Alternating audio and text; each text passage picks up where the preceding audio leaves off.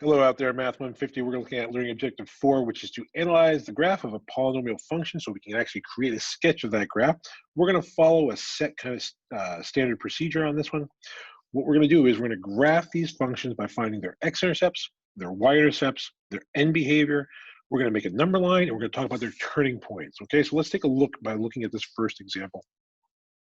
It's important that we have these examples factored. For these examples, I've taken the opportunity to factor them for you so we can just jump right into these problems. So here's how we want to start. First thing I encourage you to do is just make a prediction.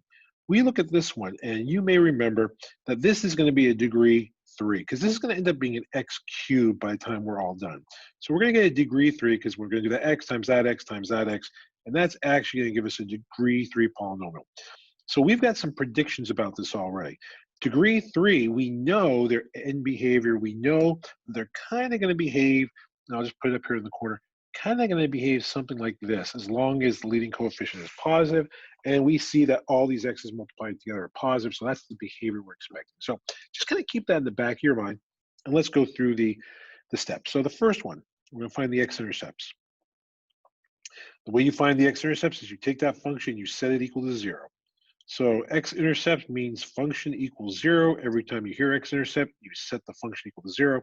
We're going to get 3 solutions here. We're going to get 3, we're going to get -6, and we're going to get -2.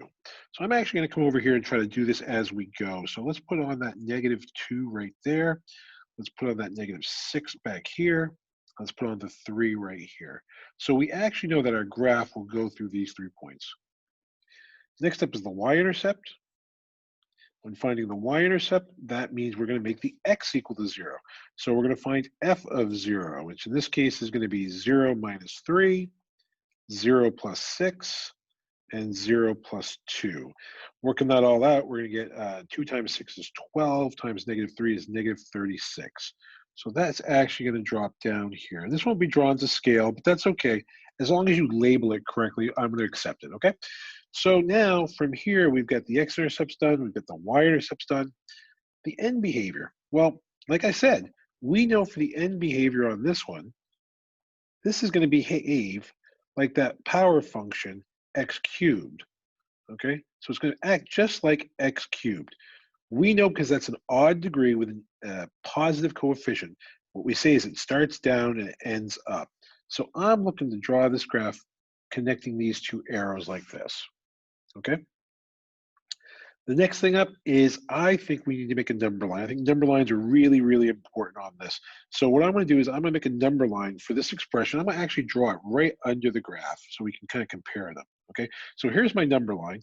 My number line is going to be done by doing the following. I'm going to have a 0 of -6. Let me extend that a little bit. I'm going to have a 0 of -2.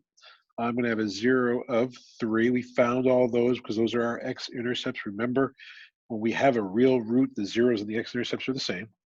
And now I'm going to plug into my function, which is x minus 3, x plus 6, x plus 2.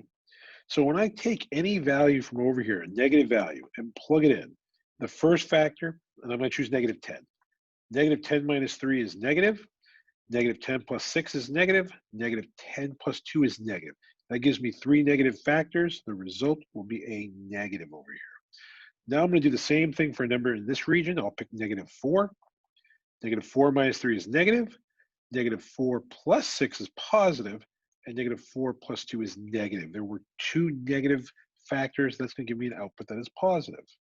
I'm going to continue down the line doing the same thing. This time I'll choose 0. And I'll get negative, positive, positive.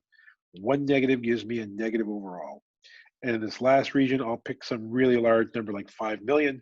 But when I plug it in, that's going to be positive, positive, and positive. So I'm going to get 3 positive results. What that tells me is whenever we are negative, we are below the x-axis. Whenever we're positive, we're above the x-axis. So when I go to graph this, I basically just have to connect some of these dots.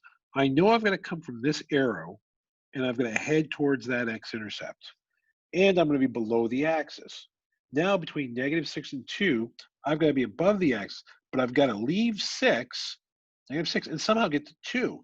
that's going to create what we call a turning point. Somewhere in between those two values, there is a turning point. This guy right here, I'll label him right now. This guy right here, that is the turning point. Now, to find that exact point, we need some math that's a little more advanced than pre-calculus. We'll be able to do that once we start taking our calculus class, but we can at least say and identify that there will be one turning point there. Now in the next region, from -2, I've got to get to that y-intercept, so I've got to come down to here. And somewhere I've got to turn around and get back up to that 3. So I'm below the axis, but I end up back at that 3. And then in the last region, I've got to be above the axis and I've got to head towards this arrow right here. So you can see it's just going to kind of go up like this. So I'm going to continue to draw this up like this. Okay, not drawing the scale, but I've got it well labeled. I've actually got multiple turning points here. I've got a turning point up there and I've got a turning point down here. So those are our two turning points. This is what you'll need to do to create your graphs. If you follow this series of steps, you will get a graph. Down below, I've actually taken the liberty of drawing the exact graph, and you can see we've got our x-intercepts like I predicted, or we predicted, -6, -2, and 3, and our y-intercept of -36. We do not have the turning points labeled, but you can see they're right here and here shown on the graph. We just don't know the values, and you're not responsible for finding this class. That's our first attempt. I'm going to stop the video now, and I'm going to do another short video showing you a second example. I hope this makes sense. If you have any questions at all, please feel free to reach out to me. We'll talk to you soon.